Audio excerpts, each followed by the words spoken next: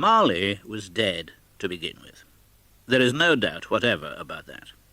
The register of his burial was signed by the clergyman, the clerk, the undertaker, and the chief mourner. Scrooge signed it, and Scrooge's name was good upon change for anything he chose to put his hand to. Scrooge and he were partners for I don't know how many years. Scrooge was his sole executor, his sole administrator, his sole assign, his sole residuary legatee, his sole friend, and sole mourner. And even Scrooge was not so dreadfully cut up by the said event, but that he was an excellent man of business on the very day of the funeral, and solemnized it with an undoubted bargain. The mention of Marley's funeral brings me back to the point I started from. There is no doubt that Marley was dead. This must be distinctly understood, or nothing wonderful can come of the story I am going to relate. Scrooge never painted out old Marley's name. There it stood, years afterwards, above the warehouse door. Scrooge and Marley. The firm was known as Scrooge and Marley. Sometimes people new to the business called Scrooge Scrooge, and sometimes Marley. But he answered to both names. It was all the same to him. Oh, but he was a tight-fisted hand at the grindstone, Scrooge. Squeezing, wrenching, grasping, scraping, clutching, covetous old sinner. Hard and sharp as flint, from which no steel had ever struck out generous fire. Secret and self-contained, and solitary as an oyster. The cold within him froze his old features, nipped his pointed nose, shrivelled his cheek, stiffened his gait, made his eyes red, his thin lips blue, and spoke out shrewdly in his grating voice. A frosty rime was on his head, and on his eyebrows, and his wiry chin. He carried his own low temperature always about with him. He iced his office in the dog days, and didn't thaw it 1 degree at Christmas. External heat and cold had little influence on Scrooge. No warmth could warm, no wintry weather chill him.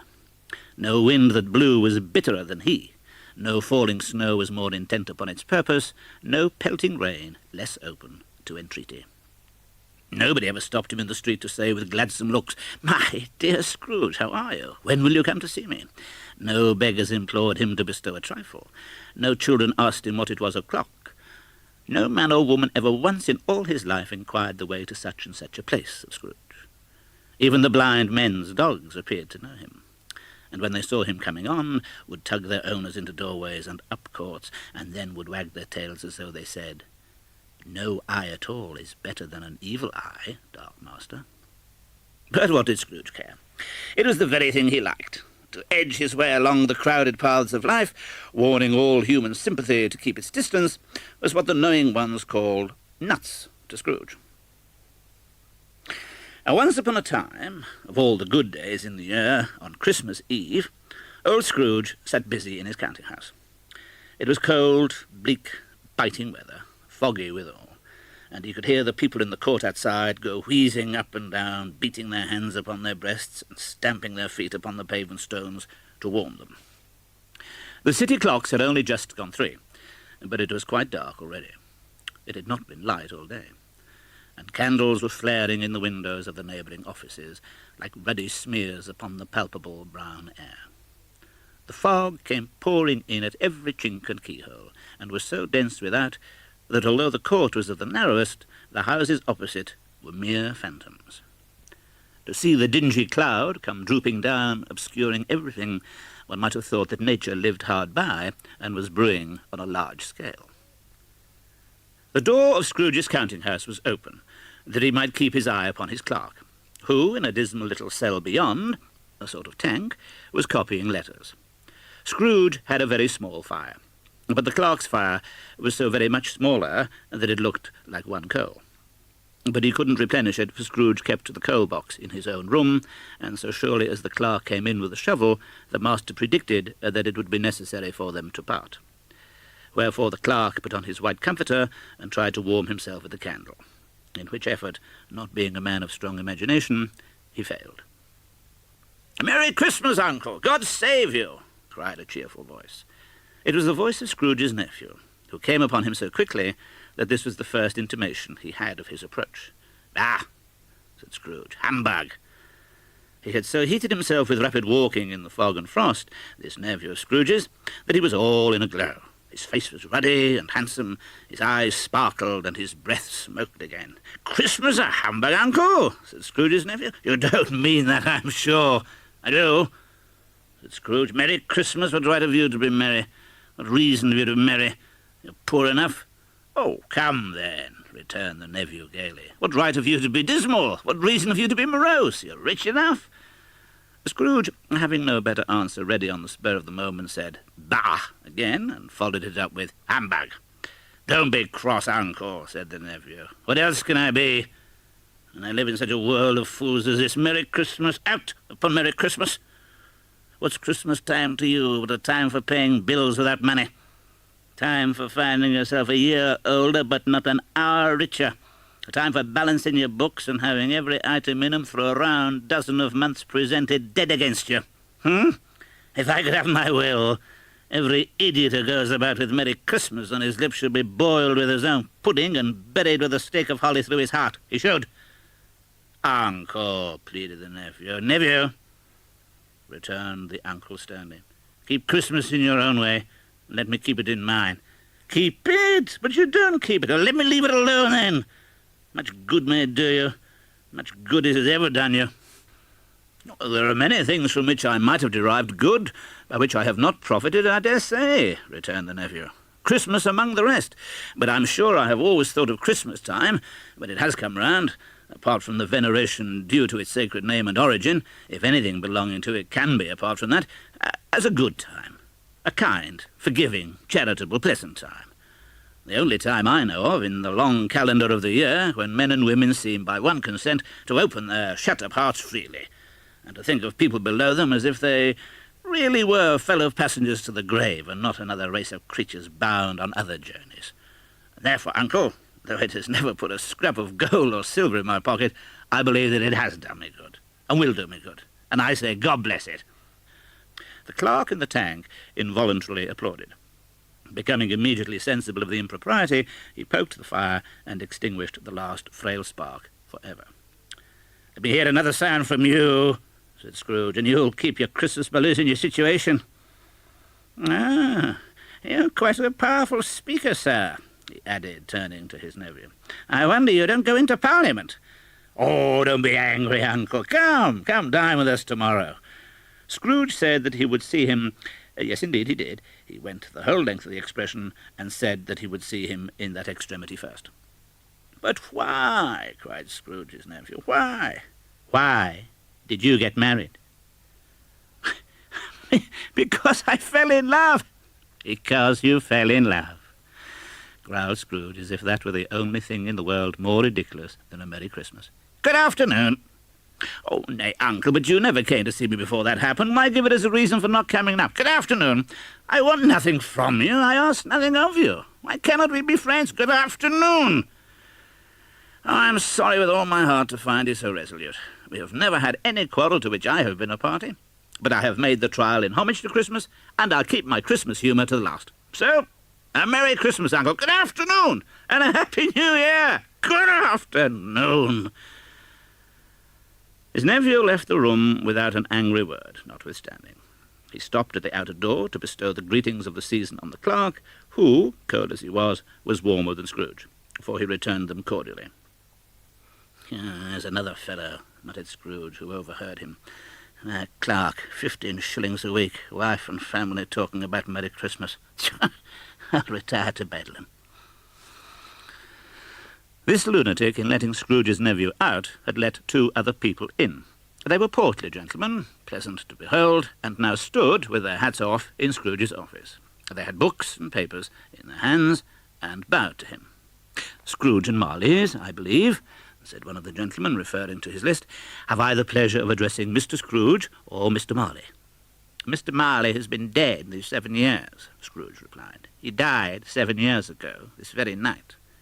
"Oh, we have no doubt his liberality is well represented by his surviving partner," said the gentleman, presenting his credentials. It certainly was, for there had been 2 kindred spirits. At the ominous word liberality, Scrooge frowned and shook his head and handed the credentials back. "At this festive season of the year, Mr. Scrooge," said the gentleman, taking up a pen, "it is more than usually desirable that we should make some slight provision for the poor and destitute who suffer greatly at the present time. Many thousands are in want of common necessaries. Hundreds of thousands are in want of common comfort, sir." "Are there no prisons?" asked Scrooge. "Oh, plenty of prisons," said the gentleman, laying down the pen again. "And the union workhouses?" demanded Scrooge. "Are they still in operation?" "Oh, they are still," returned the gentleman. "I wish I could say they were not." "The treadmill and the poor law are in full vigour, then?" "Both very busy, sir." Oh, I was afraid from what you said at first that something had occurred to stop them in their useful course. I'm very glad to hear it."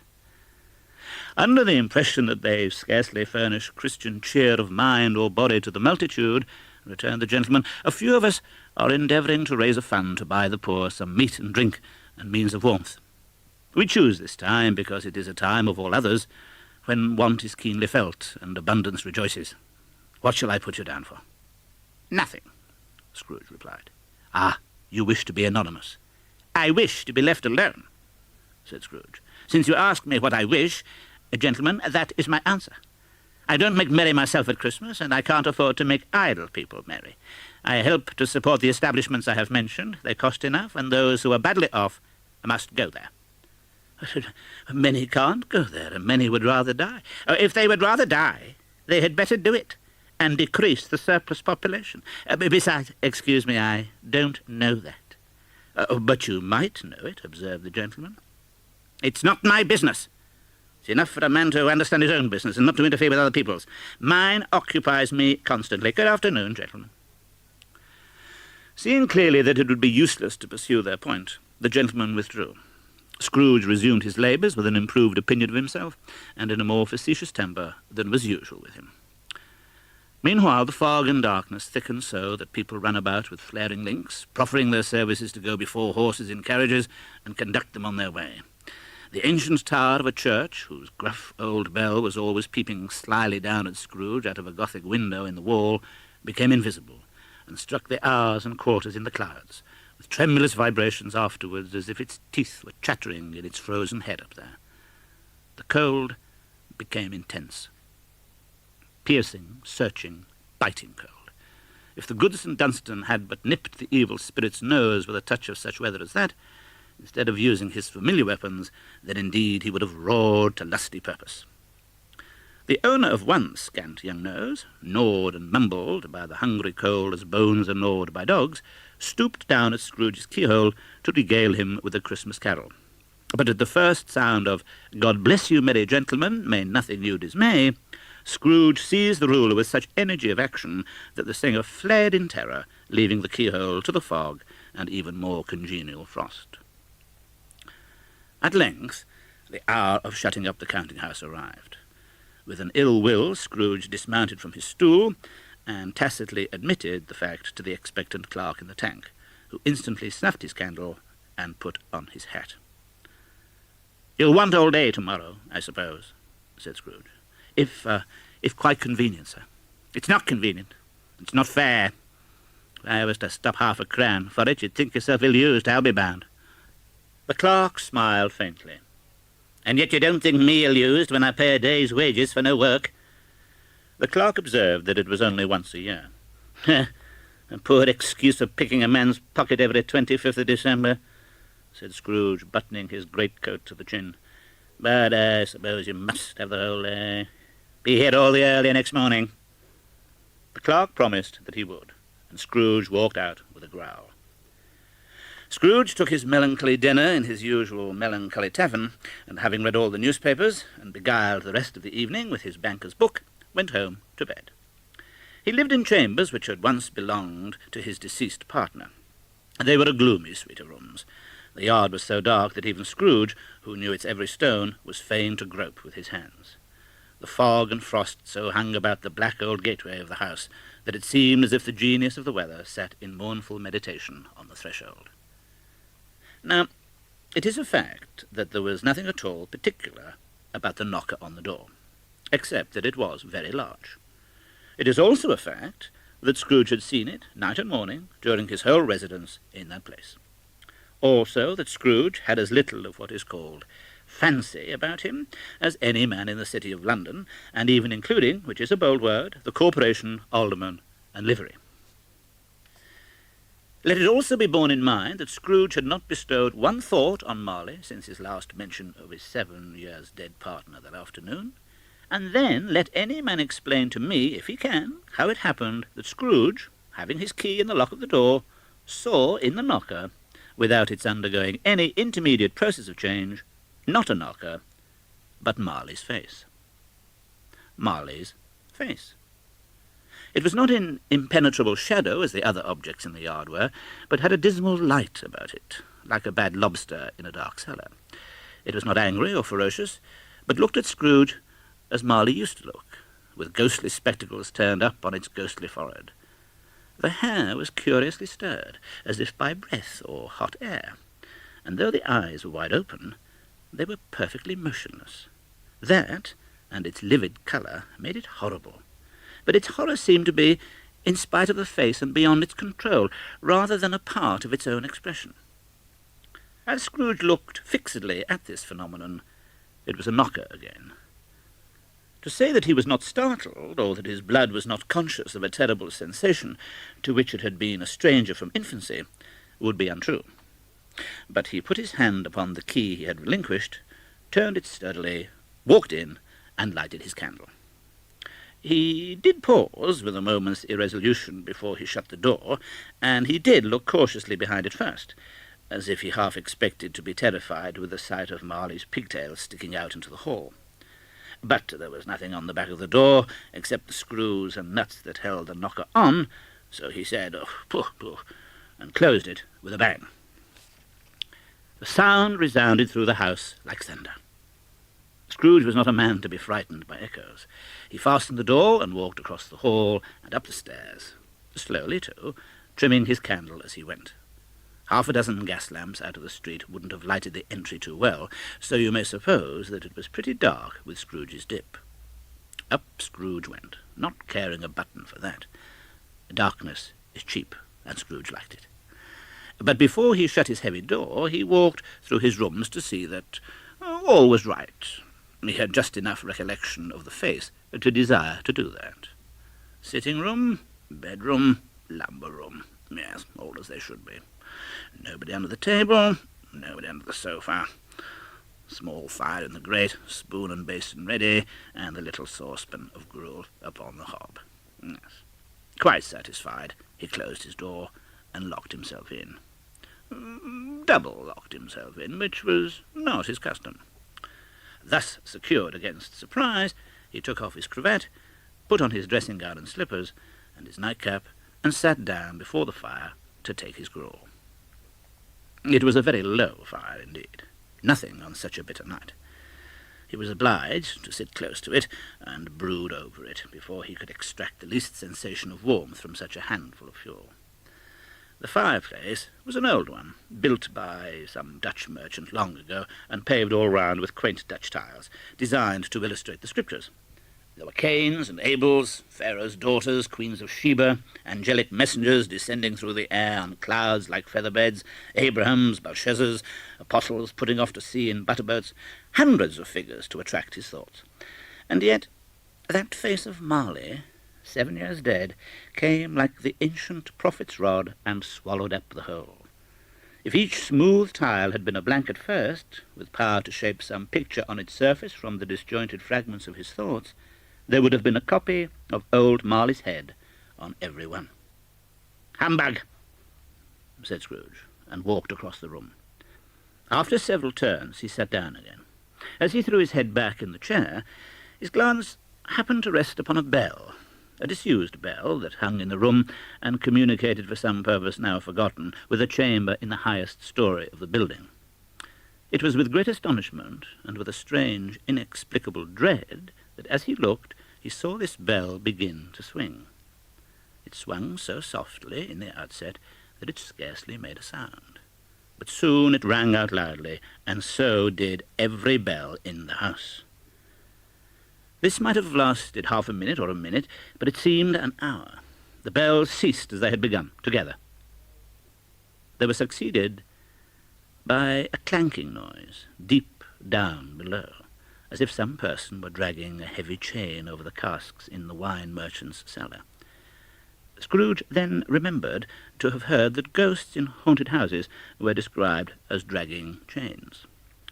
The cellar door flew open with a booming sound, and then he heard the noise much louder, on the floors below, then coming up the stairs, then coming straight towards his door. It's humbug still, I won't believe it. His colour changed, though, when, without a pause, it came on through the heavy door and passed into the room before his eyes. Upon its coming in, the dying flame leapt up as though it cried, "I know him, Marley's ghost," and fell again. The same face, the very same. Marley in his pigtail, usual waistcoat, tights and boots, the tassels on the latter bristling like his pigtail, and his coat skirts, and the hair upon his head. The chain he drew was clasped about his middle. It was long and wound about him like a tail, and it was made, for Scrooge observed it closely, of cash boxes, keys, padlocks, ledgers, deeds, and heavy purses wrought in steel. His body was transparent, so that Scrooge, observing him and looking through his waistcoat, could see the 2 buttons on his coat behind. Scrooge had often heard it said that Marley had no bowels, but he had never believed it until now. No, nor did he believe it even now. Though he looked the phantom through and through, and saw it standing before him, though he felt the chilling influence of its death-cold eyes, and marked the very texture of the folded kerchief bound about its head and chin, which wrapper he had not observed before, he was still incredulous, and fought against his senses. "How now?" said Scrooge, caustic and cold as ever. What do you want with me?"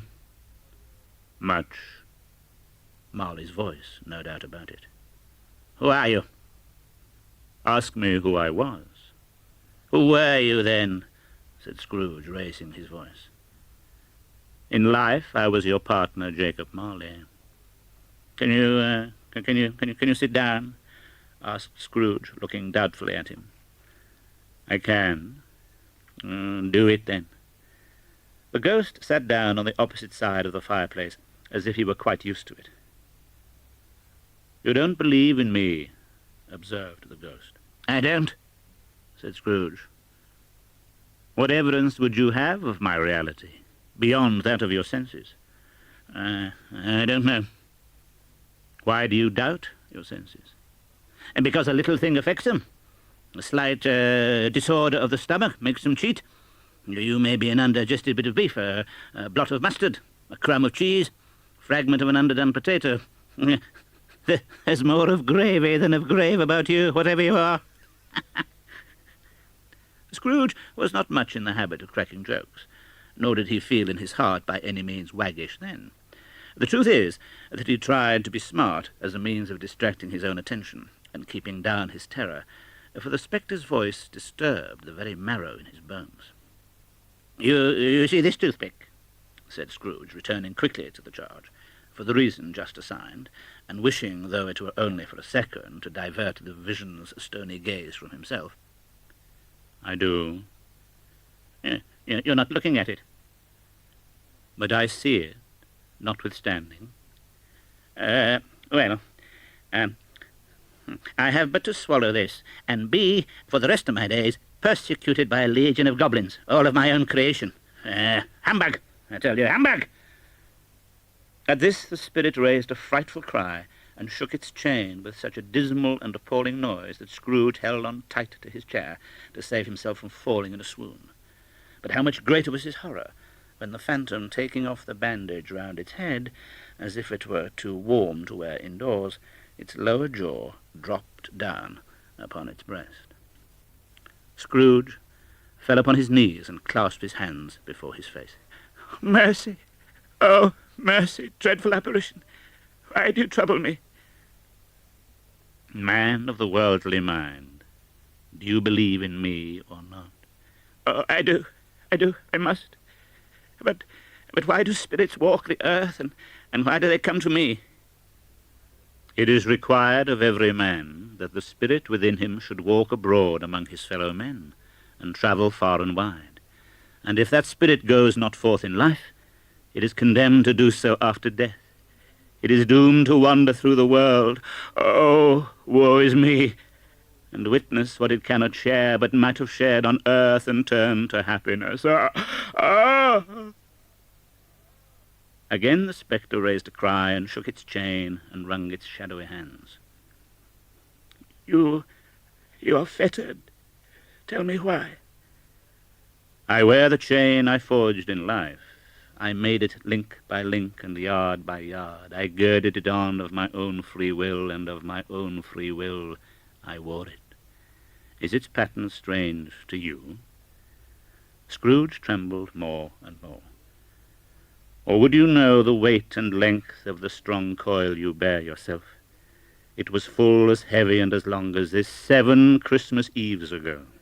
You have laboured on it since. It is a ponderous chain.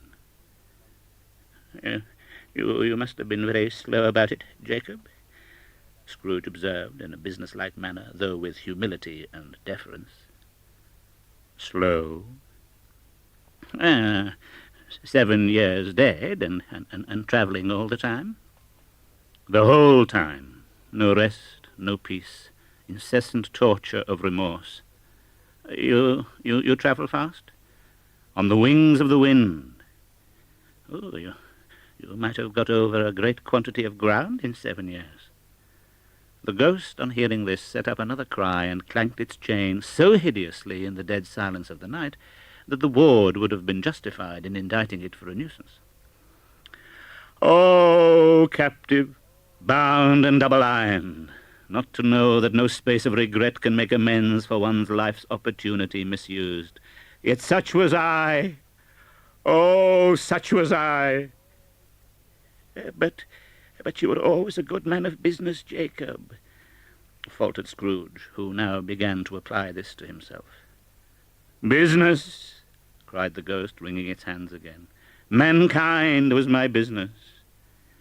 It held up its chain at arm's length, as if that were the cause of all its unavailing grief, and flung it heavily upon the ground again. At this time of the rolling year I suffer most. Why did I walk through crowds of fellow beings with my eyes turned down, and never raise them to that blessed star which led the wise men to a poor abode? Were there no poor homes to which its light would have conducted me? Scrooge was very much dismayed to hear the spectre going on at this rate, and began to quake exceedingly.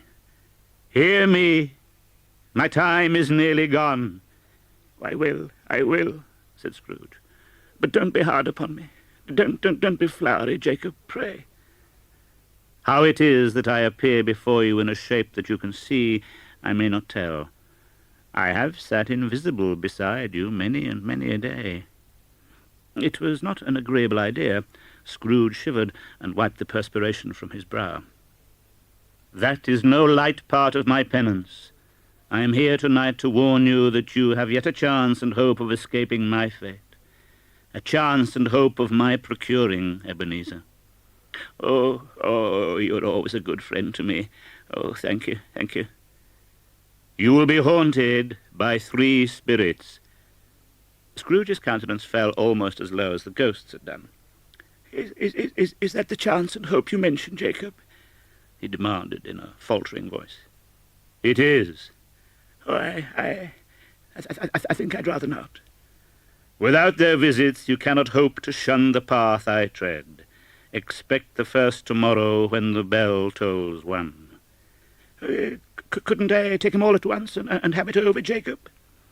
Expect the second on the next night at the same hour, the third upon the next night when the last stroke of 12 has ceased to vibrate. Look to see me no more, and look that for your own sake you remember what has passed between us. When it had said these words, the spectre took its wrapper from the table and bound it round its head as before. Scrooge knew this by the smart sound its teeth made when the jaws were brought together by the bandage. He ventured to raise his eyes again, and found his supernatural visitor confronting him in an erect attitude, with its chain wound over and about its arm. The apparition walked backward from him, and at every step it took the window raised itself a little, so that when the spectre reached it, it was wide open. It beckoned Scrooge to approach, which he did. When they were within 2 paces of each other, Marley's ghost held up its hand, warning him to come no nearer. Scrooge stopped, and the ghost of Marley disappeared. Scrooge closed the window and examined the door by which the ghost had entered. It was double-locked, as he had locked it with his own hands, and the bolts were undisturbed. He tried to say humbug, but stopped at the first syllable, and being, from the emotion he had undergone, or the fatigues of the day, or his glimpse of the invisible world, or the dull conversation of the ghost, or the lateness of the hour, much in need of repose, went straight to bed without undressing, and fell asleep upon the instant.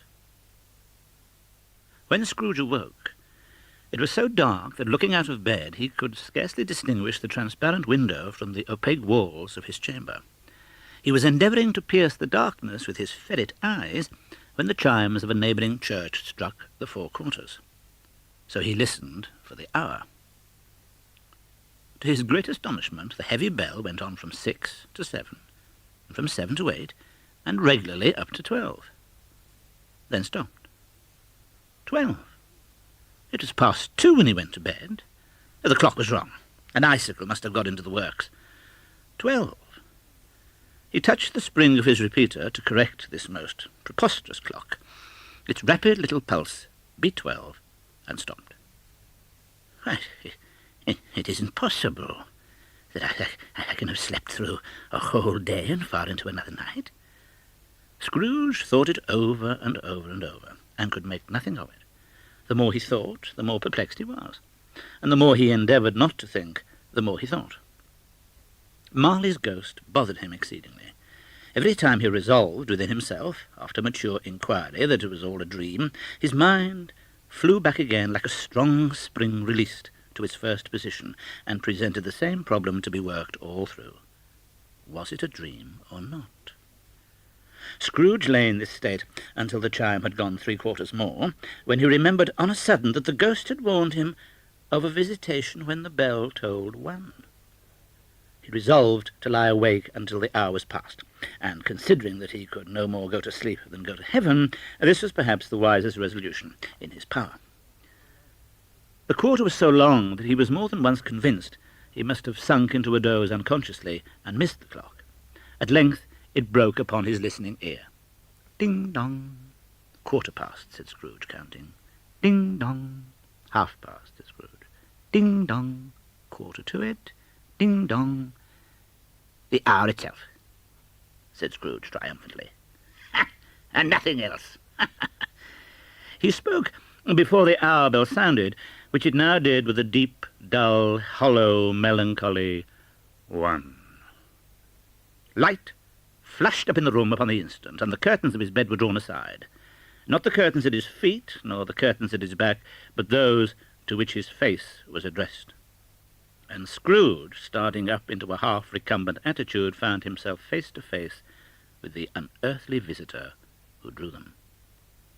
It was a strange figure. Its hair, which hung about its neck and down its back, was white as if with age, and yet the face had not a wrinkle in it, and the tenderest bloom was on the skin. It wore a tunic of the purest white, and round its waist was bound a lustrous belt, the sheen of which was beautiful. It held a branch of fresh green holly in its hand, and in singular contradiction of that wintry emblem, had its dress trimmed with summer flowers.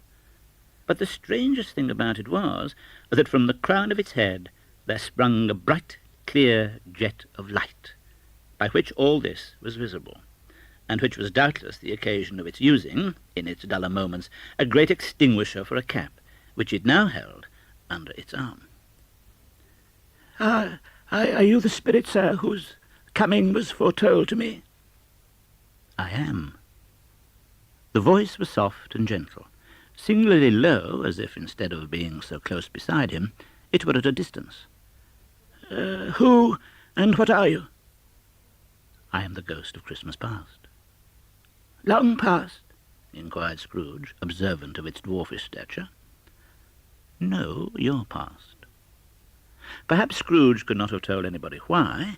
if anybody could have asked him, but he had a special desire to see the spirit in his cap, and begged him to be covered. "What?" exclaimed the ghost. "Would you so soon put out with worldly hands the light I give? Is it not enough that you are one of those whose passions made this cap, and force me through whole trains of years to wear it low upon my brow?" Scrooge reverently disclaimed all intention to offend, or any knowledge of having wilfully bonneted the spirit at any period of his life. He then made bold to inquire what business brought him there. "Your welfare. Take heed." It put out its strong hand as it spoke, and clasped him gently by the arm. "Rise and walk with me." The grasp, though gentle as a woman's hand, was not to be resisted. He rose, but finding that the spirit made toward the window, clasped his robe in supplication. "I am a mortal," Scrooge remonstrated, "and liable to fall." "Bear but a touch of my hand, there," said the spirit, laying it upon his heart, "and you shall be upheld in more than this." As the words were spoken, they passed through the wall and stood upon an open country road with fields on either hand. The city had entirely vanished. Not a vestige of it was to be seen. The darkness and the mist had vanished with it, for it was a clear, cold winter day, with snow upon the ground. "Good heaven!" said Scrooge, clasping his hands together as he looked about him. I was bred in this place. I was a boy here." The spirit gazed upon him mildly. Scrooge begged the ghost to lead him where he would. "You recollect the way?" "Remember it?" cried Scrooge with fervour. I could walk it blindfold." "Strange to have forgotten it for so many years. Let us go on." They walked along the road, Scrooge recognizing every gate and post and tree, until a little market town appeared in the distance, with its bridge, its church, and winding river. Some shaggy ponies now were seen trotting towards them with boys upon their backs, who called to other boys in country gigs and carts driven by farmers. These are but shadows of the things that have been. They have no consciousness of us. Scrooge knew and named them every one. Why was he rejoiced beyond all bounds to see them? Why did his cold eye glisten and his heart leap up as they went past? Why was he filled with gladness when he heard them give each other Merry Christmas, as they parted at crossroads and byways for their several homes? What was Merry Christmas to Scrooge? Out upon Merry Christmas. What good had it ever done to him?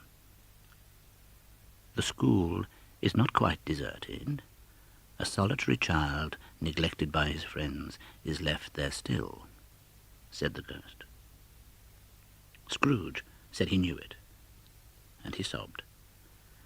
They left the high road by a well-remembered lane, and soon approached a mansion of dull red brick, with a little weathercock-surmounted cupola on the roof, and a bell hanging in it. Entering the dreary hall, and glancing through the open doors of many rooms, they found them poorly furnished, cold, and vast. They went, the ghost and Scrooge, across the hall to a door at the back of the house. It opened before them, and disclosed a long, bare, melancholy room, made barer still by lines of plain deal forms and desks. At one of these, a lonely boy was reading near a feeble fire, and Scrooge sat down upon a form, and wept to see his poor forgotten self as he used to be. With a rapidity of transition very foreign to his usual character, he said, in pity for his former self, "Oh, poor boy," and cried anew. I wish...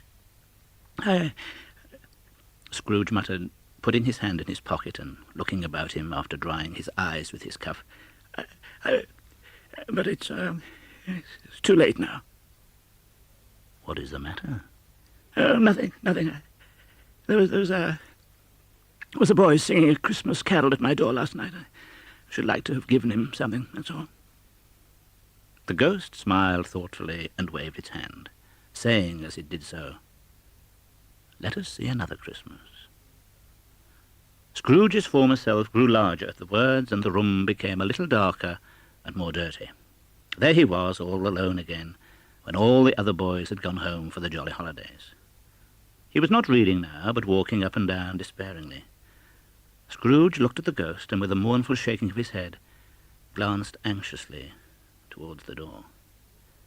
It opened, and a little girl, much younger than the boy, came darting in and putting her arms about his neck and often kissing him, addressed him as her dear, dear brother. "I have come to bring you home, dear brother," said the child, clapping her tiny hands and bending down to laugh. "To bring you home. Oh, home, home." "Home, little Fan," returned the boy. "Yes," said the child, brimful of glee. "Home for good and all. Home for ever and ever. Father is so much kinder than he used to be, that home's like heaven. He spoke so gently to me one dear night when I was going to bed that I was not afraid to ask him once more if you might come home. And he said, 'Yes, you should,' and sent me in a coach to bring you. And you're to be a man," said the child, opening her eyes, "and are never to come back here, but first we're to be together all the Christmas long and have the merriest time in all the world." "Oh, you're quite a woman, little Fan," exclaimed the boy. She clapped her hands and laughed and tried to touch his head, but being too little, laughed again and stood on tiptoe to embrace him. Then she began to drag him in her childish eagerness towards the door, and he, nothing loath to go, accompanied her. All was a delicate creature whom a breath might have withered, but she had a large heart. "Oh, so she had. You're right, ghost. I will not gainsay it, spirit. God forbid." "She died a woman, and had, as I think, children." "One child." "True. Your nephew." Scrooge seemed uneasy in his mind, and answered briefly, "Yes." Although they had but that moment left the school behind them, they were now in the busy thoroughfares of a city. It was made plain enough by the dressing of the shops that here too it was Christmas time again. But it was evening, and the streets were lighted up. The ghost stopped at a certain warehouse door and asked Scrooge if he knew it. "Know it? I was apprenticed here." They went in. At sight of an old gentleman in a Welsh wig, sitting behind such a high desk that if he had been 2 inches taller he must have knocked his head against the ceiling, Scrooge cried in great excitement, "What? It's old Fezziwig! Bless his heart, it's Fezziwig alive again!" Old Fezziwig laid down his pen, looked up at the clock, which pointed to the hour of 7. He rubbed his hands, adjusted his capacious waistcoat, laughed all over himself from his shoes to his organ of benevolence, and called out in a comfortable, oily, rich, fat, jovial voice, "You-ho there, Ebenezer! Dick!" Scrooge's former self, now grown a young man, came briskly in, accompanied by his fellow apprentice. "Dick Wilkins, to be sure," said Scrooge to the ghost. "Go, bless me, yes. There he is. Oh, he was very much attached to me, was Dick. Oh, poor Dick, dear Dick." "You-ho-ho, me boys," said Fezziwig. "No more work tonight. Christmas Eve, Dick. Christmas, Ebenezer. Let's have the shutters up," cried old Fezziwig with a sharp clap of his hands, "before a man can say Jack Robinson." You wouldn't believe it how those two fellows went at it. They charged into the street with the shutters, 1, 2, 3, had 'em up in their places, 4, 5, 6, barred 'em and pinned 'em, 7, 8, 9, and came back before you could have got to 12, panting like racehorses. "Hilly-ho, hilly-ho!" cried old Fezziwig, skipping down from the high desk with wonderful agility. "Clear away, my lads, clear away. Let's have lots of room here. Hilly-ho, Dick, Chiddup, Ebenezer, ho-ho-ho!" It was done in a minute. Every movable was packed off, as if it were dismissed from public life for evermore. The floor was swept and watered, the lamps were trimmed, fuel was heaped upon the fire, and the warehouse was as snug and warm and dry and bright a ballroom as you would desire to see upon a winter's night. In came a fiddler with a music book, and went up to the lofty desk, and made an orchestra of it, and tuned like 50 stomach aches. In came Mrs. Fezziwig, one vast substantial smile. In came the 3 Miss Fezziwigs, beaming and lovable. In came the 6 young followers, whose hearts they broke. In came all the young men and women employed in the business. In came the housemaid with her cousin, the baker. In came the cook with her brother's particular friend, the milkman. In came the boy from over the way, who was suspected of not having board enough from his master, trying to hide himself behind the girl from next door but one, who was proved to have had her ears pulled by her mistress. In they all came, one after another, some shyly, some boldly, some gracefully, some awkwardly, some pushing, some pulling, and they all came anyhow and everyhow. Away they all went, 20 couples at once. There were dances, and there were forfeits, and more dances, and there was cake, and there was a great piece of cold roast, and there was a great piece of cold boil, and there were mince pies, and plenty of beer. And when the clock struck 11, this domestic ball broke up. Mr. and Mrs. Fezziwig took their stations, one on either side of the door, and shaking hands with every person individually as he or she went out, wished him or her a Merry Christmas.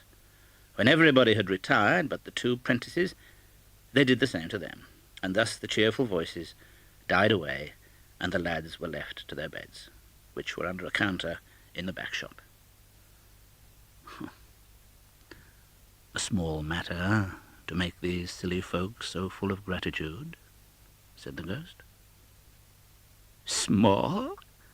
Echoed Scrooge. The spirit signed to him to listen to the 2 apprentices, who were pouring out their hearts in praise of Fezziwig, and when he had done so, said, Why is it not? He has spent but a few pounds of your mortal money, 3 or 4 perhaps. Is that so much that he deserves this praise? It isn't that, said Scrooge, heated by the remark, and speaking unconsciously like his former, not his latter self. It isn't that, Spirit.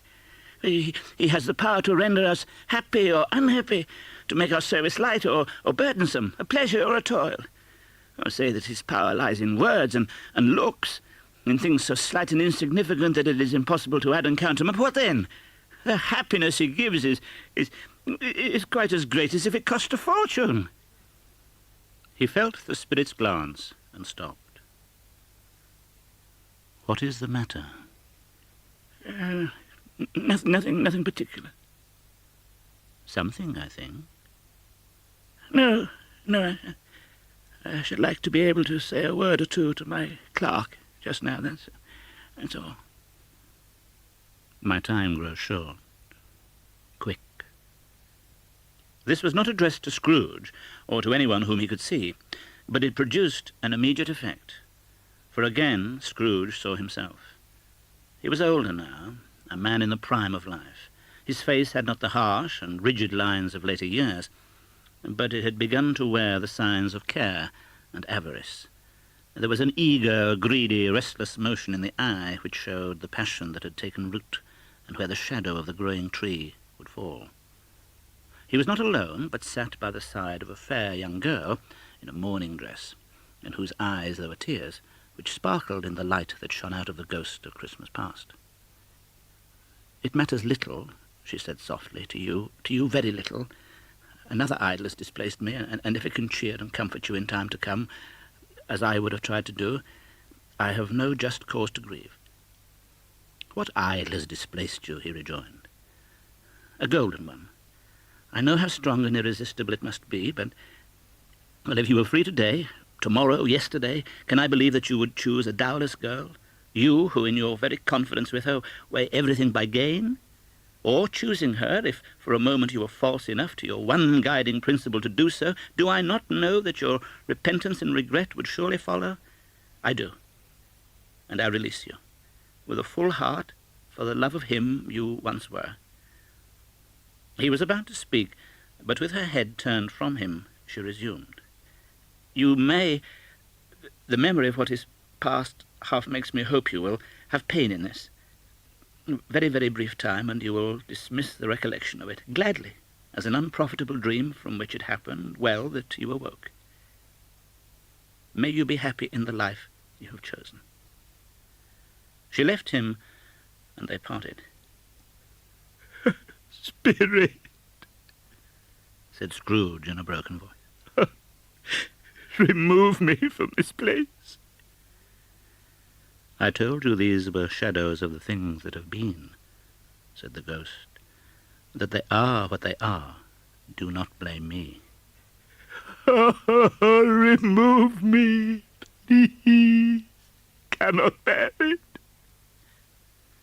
He turned upon the ghost, and seeing that it looked upon him with a face in which in some strange way there were fragments of all the faces it had shown him, wrestled with it. Leave me. Take me back. Haunt me no longer. In the struggle, if that can be called a struggle in which the ghost, with no visible resistance on its own part, was undisturbed by any effort of its adversary, Scrooge observed that its light was burning high and bright, and dimly connecting that with its influence over him, he seized the extinguisher cap and by a sudden action pressed it down upon its hand. The spirit dropped beneath it so that the extinguisher covered its whole form. But though Scrooge pressed it down with all his force, he could not hide the light, which streamed from under it in an unbroken flood upon the ground. He was conscious of being exhausted and overcome by an irresistible drowsiness, and further, of being in his own bedroom. He gave the cap a parting squeeze, in which his hand relaxed, and had barely time to reel to bed before he sank into a heavy sleep.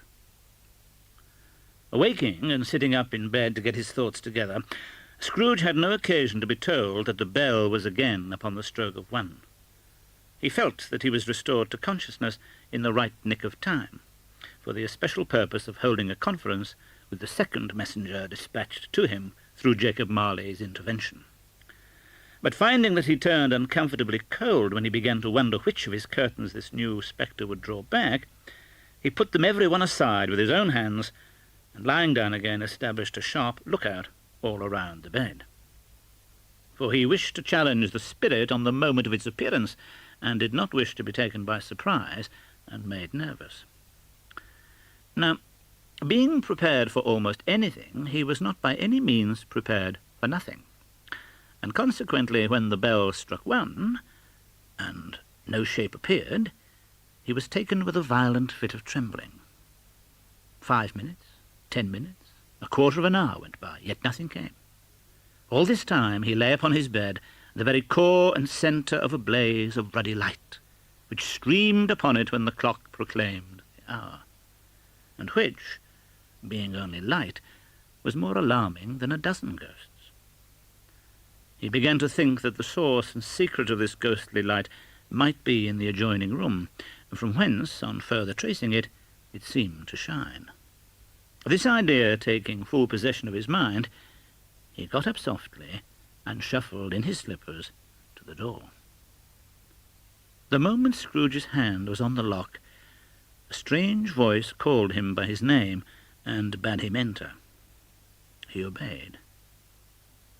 Heaped up on the floor, to form a kind of throne, were turkeys, geese, game, poultry, brawn, great joints of meat, sucking pigs, long wreaths of sausages, mince pies, plum puddings, barrels of oysters, red-hot chestnuts, cherry-cheeked apples, juicy oranges, luscious pears, immense 12th cakes, and seething bowls of punch that made the chamber dim with their delicious steam.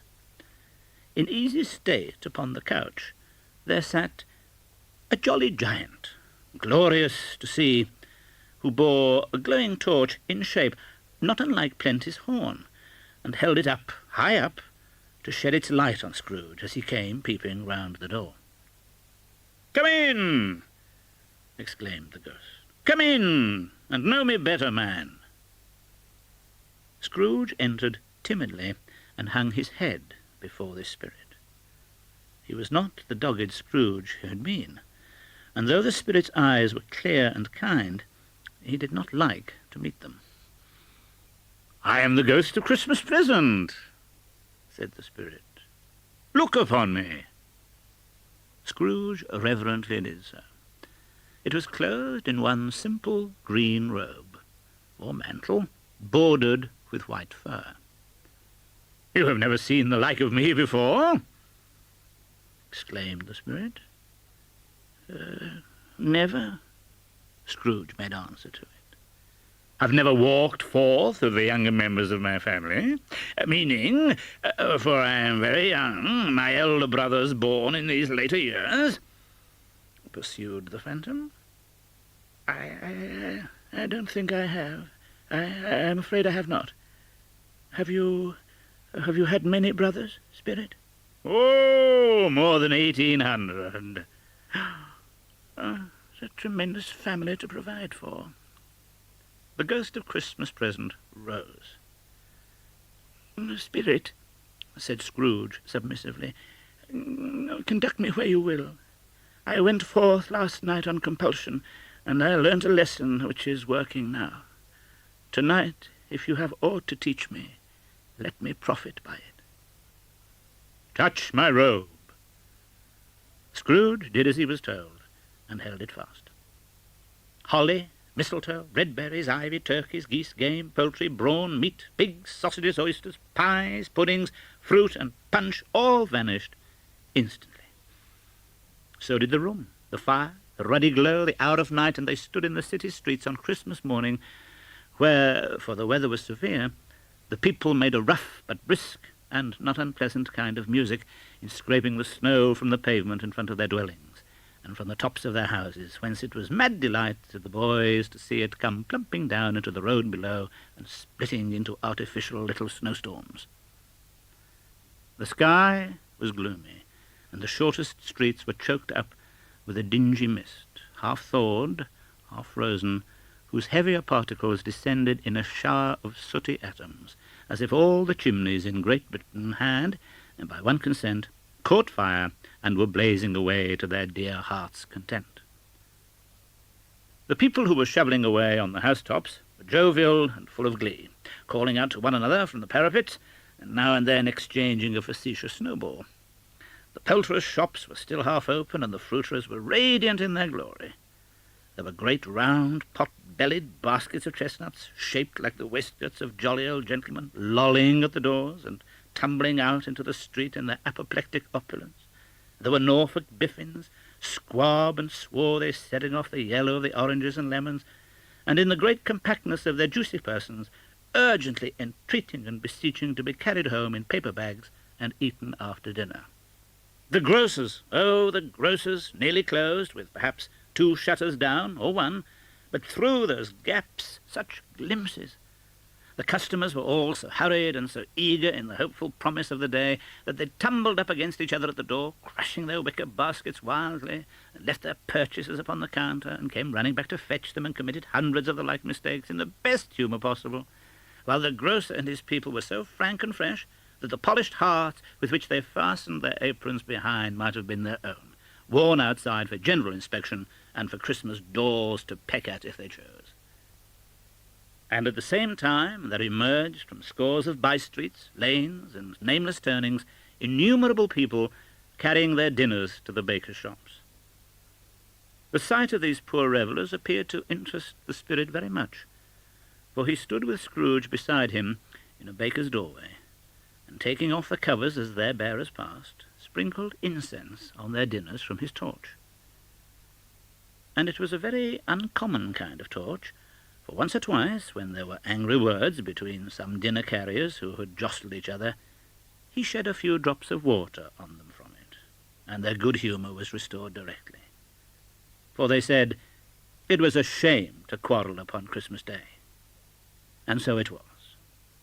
God love it, so it was. In time the bells ceased, and the bakers were shut up. And yet there was a genial shadowing forth of all these dinners and the progress of their cooking in the thawed blotch of wet above each baker's oven, where the pavement smoked as if its stones were cooking too.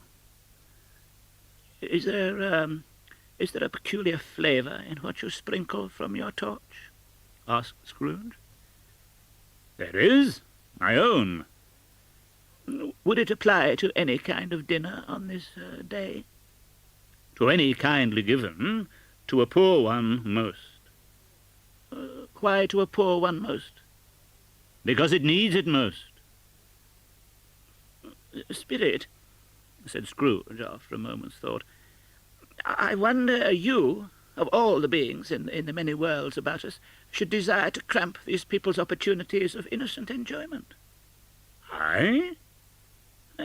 You would deprive them of their means of dining every 7th day, often the only day on which they can be said to dine at all, wouldn't you? I? You seek to close these places on the 7th day, and it comes to the same thing. I seek? Oh, forgive me if I am wrong. It has been done in your name, or at least in that of your family, said Scrooge. There are some upon this earth of yours, returned the spirit, who lay claim to know us, and who do their deeds of passion, pride, ill will, hatred, envy, bigotry, and selfishness in our name, who are as strange to us and all our kith and kin as if they had never lived. The spirit led him, both of them invisible, straight to Scrooge's clerks. On the threshold of the door the spirit smiled, and stopped to bless Bob Cratchit's dwelling with the sprinkling of his torch.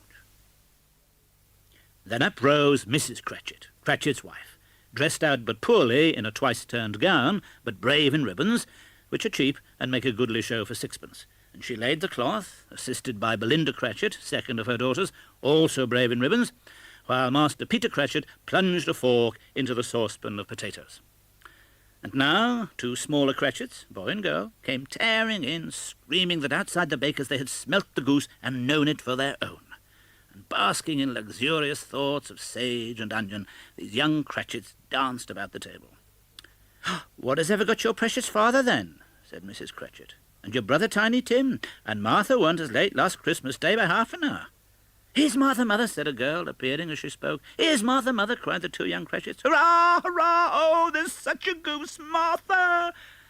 "Why, bless your heart alive, my dear, how late you are," said Mrs. Cratchit, kissing her a dozen times and taking off her shawl and bonnet with officious zeal. "We'd a deal of work to finish up last night," replied the girl, "and had to clear away this morning, mother." "Oh, well, never mind, so long as you are come," said Mrs. Cratchit. "Sit you down before the fire, my dear. Have a warm, Lord bless you." No, there's father coming," cried the 2 young Cratchits, who were everywhere at once. "Hide, Martha, hide!" So Martha hid herself, and in came Bob, the father, with Tiny Tim upon his shoulder. Alas for Tiny Tim, he bore a little crutch, and had his limbs supported by an iron frame. "Why, where's our Martha?" cried Bob Cratchit, looking round. "Not coming," said Mrs. Cratchit. "Not coming upon Christmas Day?" Martha didn't like to see him disappointed, if it were only in joke, so she came out prematurely from behind the closet door and ran into his arms, while the 2 young Cratchits hustled Tiny Tim and bore him off into the wash-house, that he might hear the pudding singing in the copper. "And how did little Tim behave?" asked Mrs. Cratchit, when Bob had hugged his daughter to his heart's content. "Oh, as good as gold," said Bob, "and better. Somehow he gets thoughtful, sitting by himself so much, and thinks the strangest things you ever heard. He told me, coming home, that he hoped the people saw him in the church, because he was a cripple, and it might be pleasant to them to remember upon Christmas Day who made lame beggars walk and blind men see."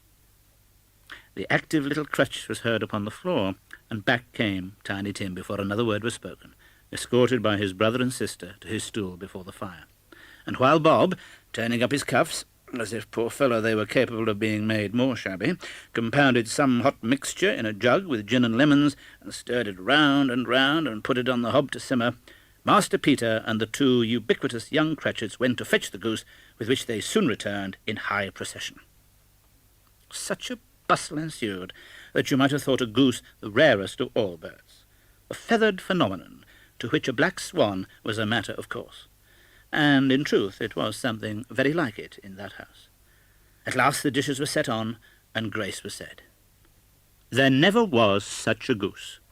Bob said he didn't believe there ever was such a goose cooked. Its tenderness and flavour, size and cheapness were the themes of universal admiration. Eked out by apple sauce and mashed potatoes, it was a sufficient dinner for the whole family.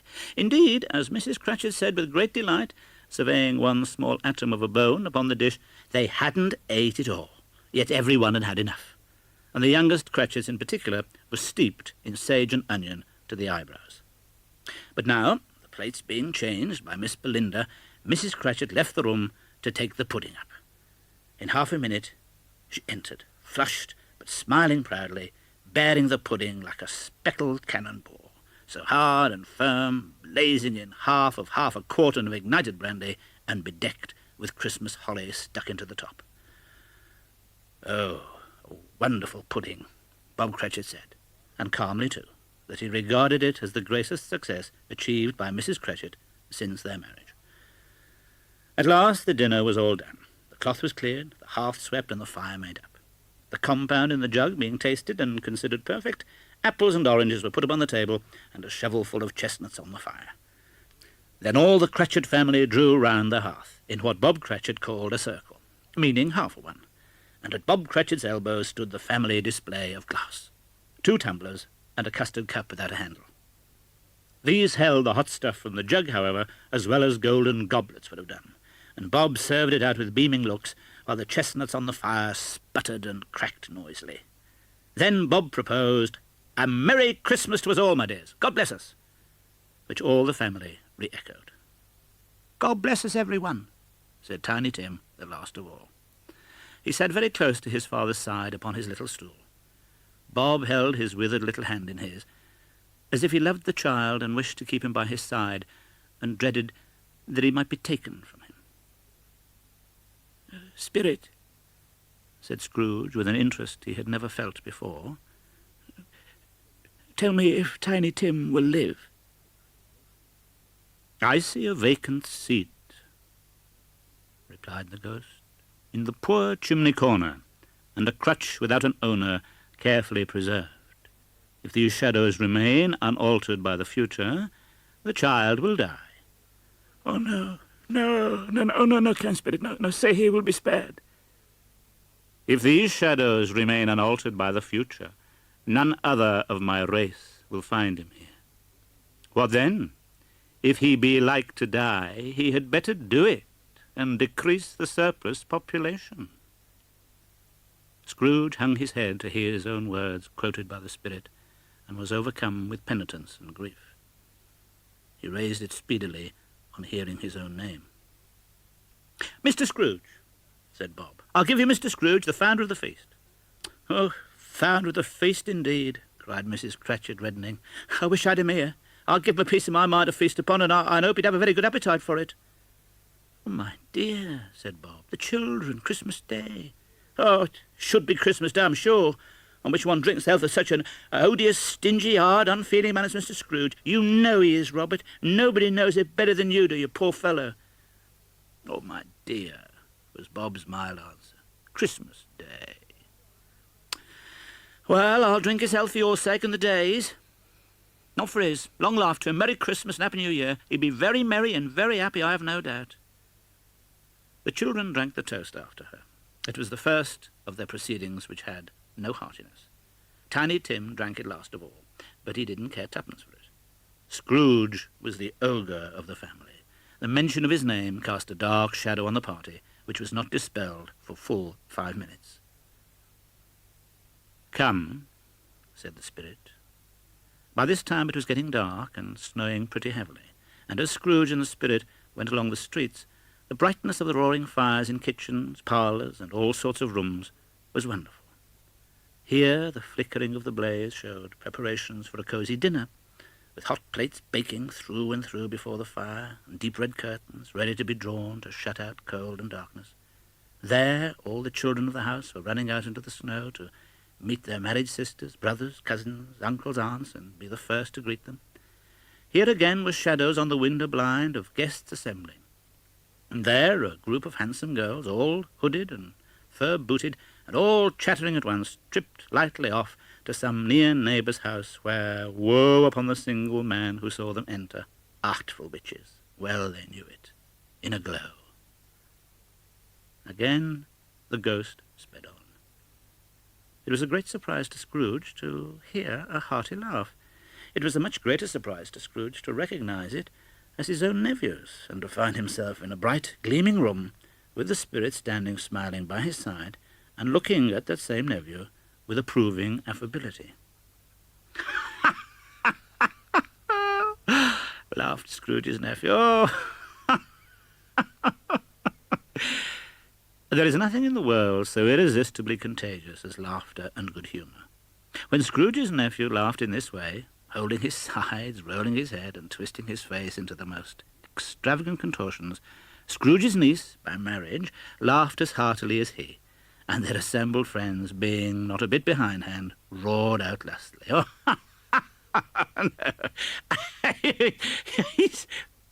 He said that Christmas was a humbug, as I live," cried Scrooge's nephew, "and he believed it too."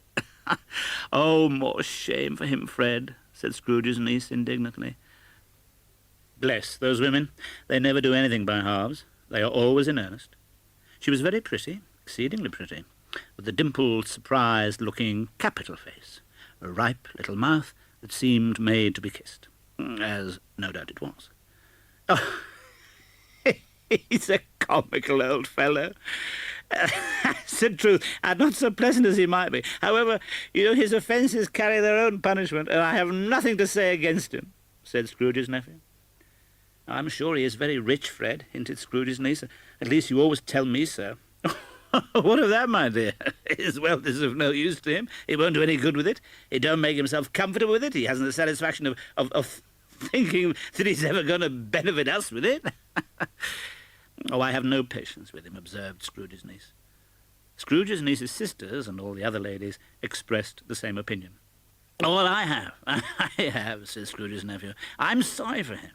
I couldn't be angry with him if I tried. I mean, who suffers by his ill whims? Himself, always. Here he takes it into his head to dislike us, and he won't come and dine with us. But what's the consequence? He loses an excellent dinner.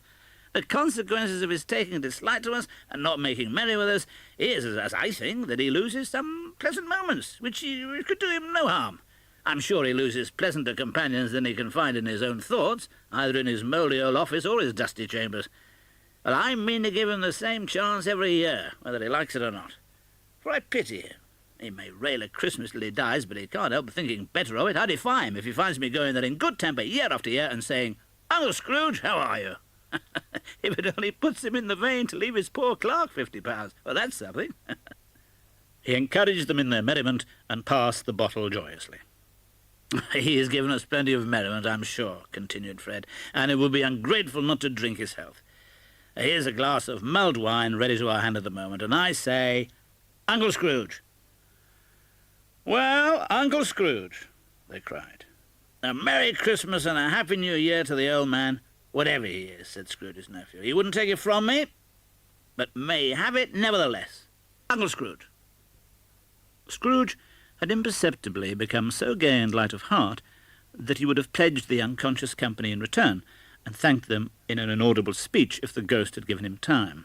But the whole scene passed off in the breath of the last words spoken by his nephew, and he and the spirit were again upon their travels. My life upon this globe is very brief, said the ghost. It ends tonight. Oh, tonight, cried Scrooge. Tonight at midnight. Hark, the time is drawing near. The chimes were ringing the 11:15 at that moment. Forgive me if I am not justified in what I ask, said Scrooge, looking intently at the spirit's robe, but I see something strange and not belonging to yourself protruding from your skirts. Is it a foot or a claw? It might be a claw, for the flesh there is upon it, was the spirit's sorrowful reply.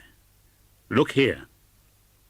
From the foldings of its robe it brought 2 children, wretched, abject, frightful, hideous, miserable. They knelt down at its feet and clung upon the outside of its garment. Oh, man, look here. Look down here, exclaimed the ghost. They were a boy and girl, yellow, meagre, ragged, scowling, wolfish, but prostrate too in their humility. Where graceful youth should have filled their features out and touched them with its freshest tints, a stale and shriveled hand, like that of age, had pinched, twisted them, and pulled them into shreds. Where angels might have sat enthroned, devils lurked, and glared out menacing.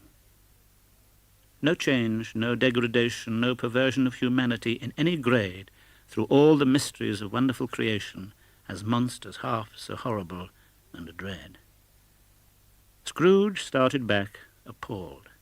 Having them shown to him in this way, he tried to say they were fine children, but the words choked themselves, rather than be parties to a lie of such enormous magnitude. Spirit, are they yours? Scrooge could say no more.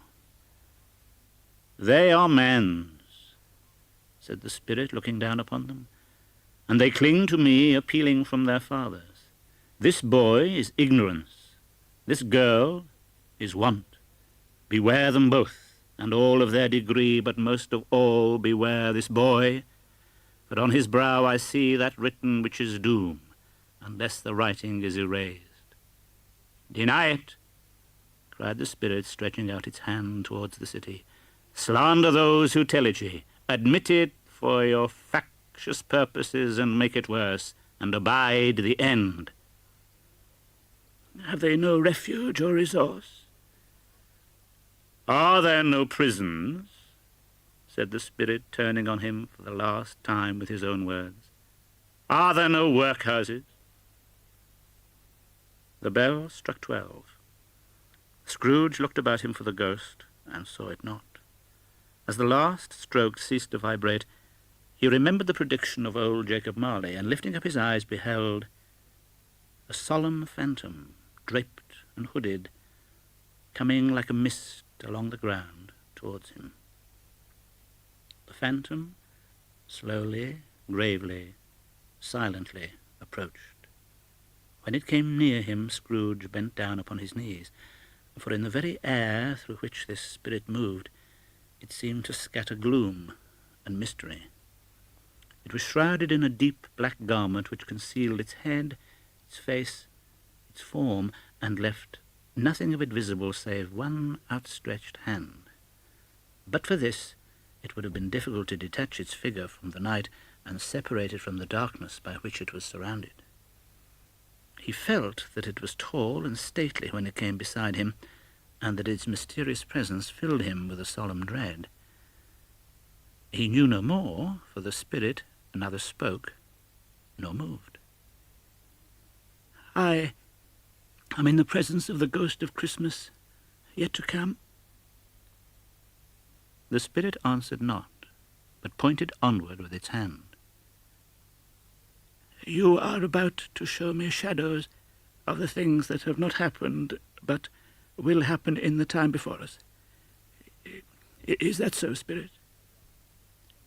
The upper portion of the garment was contracted for an instant in its folds, as if the spirit had inclined its head, and that was the only answer he received. Although well used to ghostly company by this time, Scrooge feared the silent shape so much that his legs trembled beneath him, and he found that he could hardly stand when he prepared to follow it. Ghost of the future, I fear you more than any spectre I have seen, but as I know your purpose is to do me good, and as I hope to live to be another man from what I was, I am prepared to bear your company, and do it with a thankful heart. Will you not speak to me? It gave him no reply. The hand was pointed straight before them. Lead on. Lead on. The night is waning fast, and it is precious time to me, I know. Oh, lead on, spirit! The phantom moved away as it had come towards him. Scrooge followed in the shadow of its dress, which bore him up, he thought, and carried him along. They scarcely seemed to enter the city, for the city rather seemed to spring up about them and encompass them of its own act.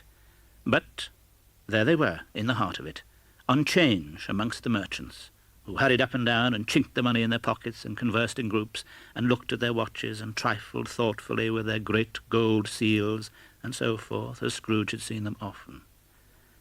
The spirit stopped beside one little knot of businessmen. Observing that the hand was pointed to them, Scrooge advanced to listen to their talk. "Oh, no," said a great fat man with a monstrous chin. I don't know much about it either way. I only know he's dead." "When did he die?" inquired another. "Oh, last night, I believe." "Why, what was the matter with him?" asked a third, taking a vast quantity of snuff out of a very large snuff-box. I thought he'd never die." "God knows," said the first, with a yawn. "What's he done with his money?" asked a red-faced gentleman with a pendulous excrescence on the end of his nose that shook like the gills of a turkey-cock. "I haven't heard," said the man with a large chin, yawning again. "Left it to his company, perhaps. Hasn't left it to me. That's all I know." This pleasantry was received with a general laugh. "It's likely to be a very cheap funeral," said the same speaker, "for upon my life I don't know of anybody to go to it." Another laugh. Speakers and listeners strolled away and mixed with other groups. Scrooge knew the men and looked towards the spirit for an explanation. The phantom glided on into a street. Its finger pointed to two persons meeting. Scrooge listened again, thinking that the explanation might lie here. He knew these men also, perfectly. They were men of business, very wealthy and of great importance. He had made a point always of standing well in their esteem. "Well," said the first, "old Scratch has got his own at last, eh?" "So I'm told," returned the second. "It's cold, isn't it?" Not another word. That was their meeting, their conversation, and their parting. Scrooge was at first inclined to be surprised that the spirit should attach importance to conversations apparently so trivial, nor could he think of anyone immediately connected with himself to whom he could apply them. But he resolved to observe the shadow of himself when it appeared, for he had an expectation that the conduct of his future self would give him the clue he missed, and would render the solution of these riddles easy.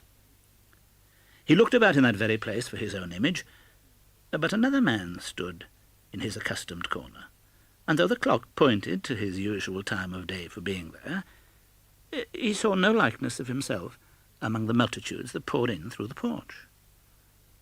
Quiet and dark, beside him stood the phantom, with its outstretched hand. When he roused himself from his thoughtful quest, he fancied, from the turn of the hand and its situation in reference to himself, that the unseen eyes were looking at him keenly. It made him shudder and feel very cold. They left the busy scene and went into an obscure part of the town, where Scrooge had never penetrated before, although he recognized its situation and its bad repute. The ways were foul and narrow, the shops and houses wretched, the people half-naked, drunken, slipshod, ugly.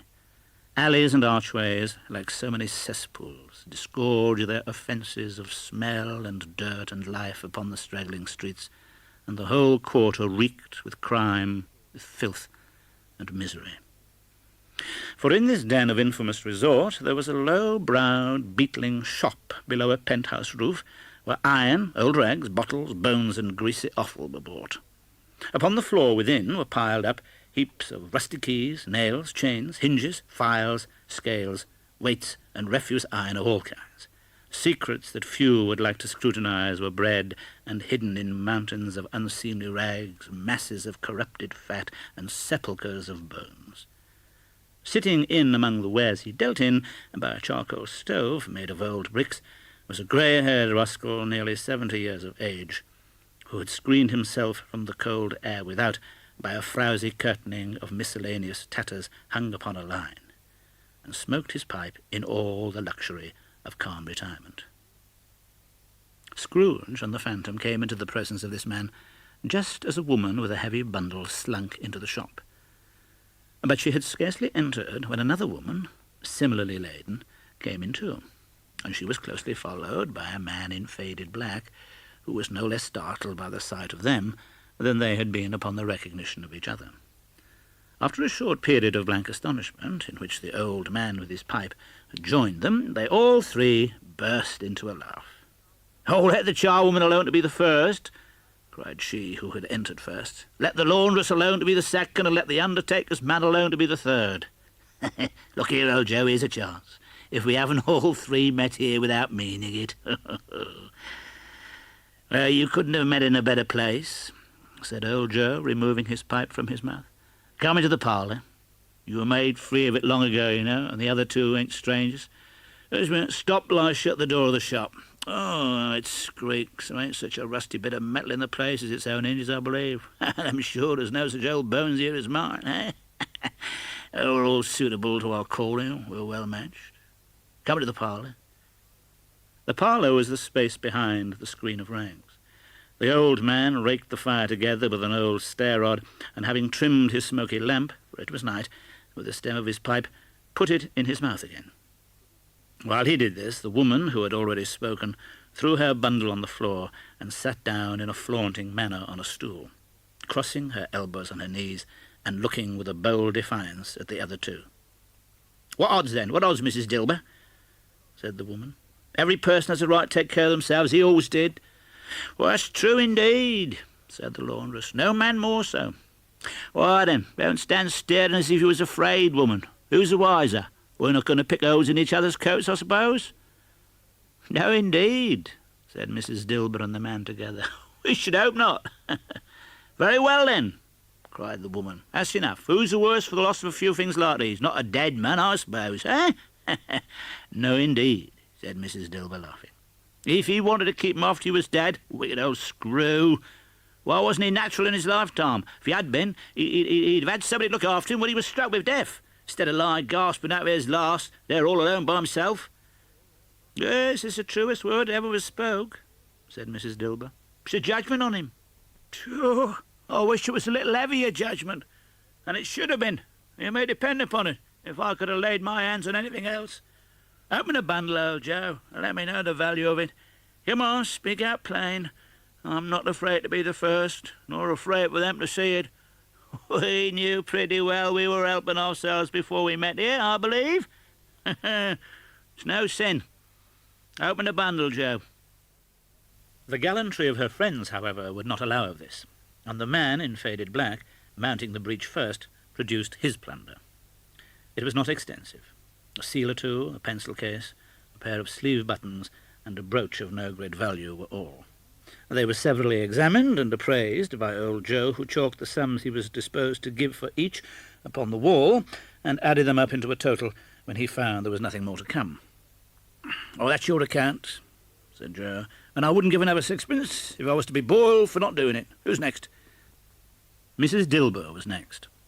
Sheets and towels, a little wearing apparel, 2 old-fashioned silver teaspoons, a pair of sugar tongs, and a few boots. Her account was stated on the wall in the same manner.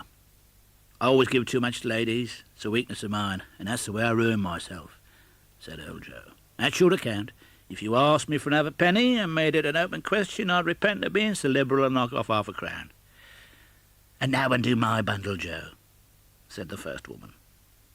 Joe went down on his knees for the greater convenience of opening it, and having unfastened a great many knots, dragged out a large and heavy roll of some dark stuff. What do you call this? Said Joe. Bed curtains? Ah, returned the woman, laughing and leaning forward on her crossed arms. Bed curtains? You don't mean to say you took 'em down, rings and all, with him lying there? Yes, I do. Why not? Oh, you were born to make your fortune, said Joe, and you'll certainly do it. Well, I certainly shan't hold my arm when I can get anything in it by reaching it out. For the sake of such a man as he was, I promise you, Joe, returned the woman coolly. Now, don't drop that oil upon the blankets now. His blankets? Asked Joe. Whose else did you think? He isn't likely to take cold without them, I dare say. I hope he didn't die of anything catching, eh? Said old Joe, stopping in his work and looking up. Ah, don't you be afraid of that. I ain't so fond of his company that I'd loiter about him for such things if he did. Now, you may look through that shirt till your eyes ache, but you won't find a hole in it nor a threadbare place. It's the best he had, and a fine one too. They'd have wasted it if it hadn't been for me. What do you call wasting of it? Asked old Joe. Well, putting it on and to be buried in, to be sure, replied the woman with a laugh. Somebody was fool enough to do it. But I took it off again. If calico ain't enough for such a purpose, it isn't good enough for anything. It's quite as becoming to the body. He can't look uglier than he did in that one. Scrooge listened to this dialogue in horror. As they sat, grouped about their spoil, in the scanty light afforded by the old man's lamp, he viewed them with a detestation and disgust which could hardly have been greater though they had been obscene demons marketing the corpse itself. Laughed the same woman when old Joe, producing a flannel bag with money in it, told out their several gains upon the ground. This is the end of it, you see. He frightened everyone away from him when he was alive to profit us when he was dead, eh? Oh, spirit, said Scrooge, shuddering from head to foot. I see. The case of this unhappy man might be my own. My life tends that way now. Oh, merciful heaven, what is this? He recoiled in terror, for the scene had changed. And now he almost touched a bed, a bare, uncurtained bed, on which, beneath a ragged sheet, there lay a something covered up which, though it was dumb, announced itself in awful language. The room was very dark, too dark to be observed with any accuracy, though Scrooge glanced round it in obedience to a secret impulse, anxious to know what kind of room it was. A pale light rising in the outer air fell straight upon the bed, and on it, plundered and bereft, unwatched, unwept, uncared for, was the body of a man. Scrooge glanced towards the phantom. Its steady hand was pointed to the head. The cover was so carelessly adjusted that the slightest raising of it, the motion of a finger upon Scrooge's part, would have disclosed the face. He thought of it, felt how easy it would be to do, and longed to do it, but had no more power to withdraw the veil than to dismiss the spectre at his side. The phantom spread its dark robe before him for a moment, like a wing. They entered poor Bob Cratchit's house, the dwelling he had visited before, and found the mother and the children seated around the fire. Quiet, very quiet. The noisy little Cratchits were as still as statues in one corner. "There's your father at the door," said Mrs. Cratchit. She hurried out to meet him, and Bob, in his comforter, he had need of it, poor fellow, came in. His tea was ready for him on the hob, and they all tried who should help him to it most. Then the two young Cratchits got upon his knees and laid, each child, a little cheek against his face, as if they said, "Oh, don't mind it, father. Don't be grieved." Bob was very cheerful with them, and spoke pleasantly to all the family. He looked at the work upon the table and praised the industry and speed of Mrs. Cratchit and the girls. They would be done long before Sunday, he said. "Sunday. You went today then, Robert?" said his wife. "Oh, yes, my dear," returned Bob. "Oh, I wish you could have gone. It would have done you good to see how green a place it is. But you'll see it often. I promised him that I would walk there on a Sunday. A little child. Oh, my little child." He broke down all at once. He couldn't help it. If he could have helped it, he and his child would have been farther apart, perhaps, than they were. He left the room and went upstairs into the room above, which was lighted cheerfully and hung with Christmas. There was a chair set close beside the child, and there were signs of someone having been there lately. Poor Bob sat down in it, and when he had thought a little and composed himself, he kissed the little face. He was reconciled to what had happened, and went down again, quite happy. Mrs. Cratchit kissed him, his daughters kissed him, the two young Cratchits kissed him, and Peter and himself shook hands. Spirit of Tiny Tim, thy childish essence was from God. "Spectre," said Scrooge, "something informs me that our parting moment is at hand. I know it, but I know not how. Tell me, what man that was whom we saw lying dead?" The ghost of Christmas yet to come conveyed him as before. He joined it once again, and wondering why and whither he had gone, accompanied it until they reached an iron gate. He paused to look round before entering. A churchyard. Here, then, the wretched man whose name he had now to learn lay underneath the ground. It was a worthy place, walled in by houses, overrun by grass and weeds, the growth of vegetation's death, not life, choked up with too much burying, fat with repleted appetite. A worthy place. The spirit stood among the graves and pointed down to one. He advanced towards it, trembling. The phantom was exactly as it had been, but he dreaded that he saw new meaning in its solemn shape. "Before I draw nearer to that stone to which you point. Answer me one question. Tell me, Spirit, are these the shadows of the things that will be, or are they shadows of things that may be only? Still the ghost pointed downward to the grave by which it stood. Men's courses will foreshadow certain ends to which, if persevered in, they must lead. But if the courses be departed from, the ends will change. Oh, yes, yes. Say it is thus with what you show me. The spirit was immovable as ever. Scrooge crept towards it, trembling as he went, and following the finger, read upon the stone of the neglected grave his own name, Ebenezer Scrooge. Ah, am I that man who lay upon the bed? The finger pointed from the grave to him and back again. Oh, Spirit, oh, no, no. The finger still was there. Oh, Spirit, Spirit, hear me. I am not the man I was. I will not be the man I must have been but for this intercourse. Show me this, if I am past all hope. For the first time, the hand appeared to shake. Oh, good Spirit, your nature intercedes for me and pities me. Assure me that I yet may change these shadows you have shown me by an altered life. The kind hand trembled. I will honour Christmas in my heart and try to keep it all the year. I will live in the past, the present, and the future. The spirit of all three shall strive within me. I will not shut out the lessons that they teach. Oh, tell me I may sponge away the writing on this stone.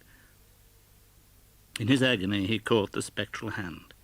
It sought to free itself, but he was strong in his entreaty and detained it.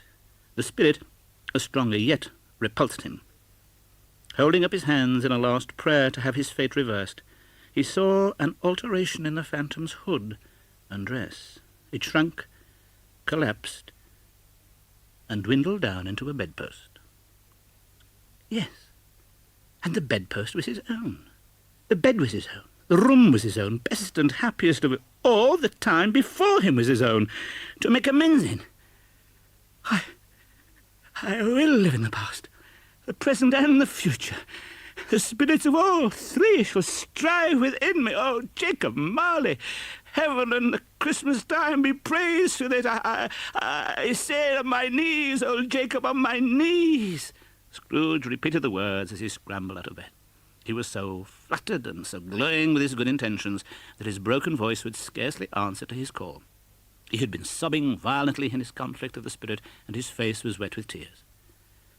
They're not torn down, cried Scrooge, folding one of his bed curtains in his arms. They're not torn down, rings and all. They're here. I am here.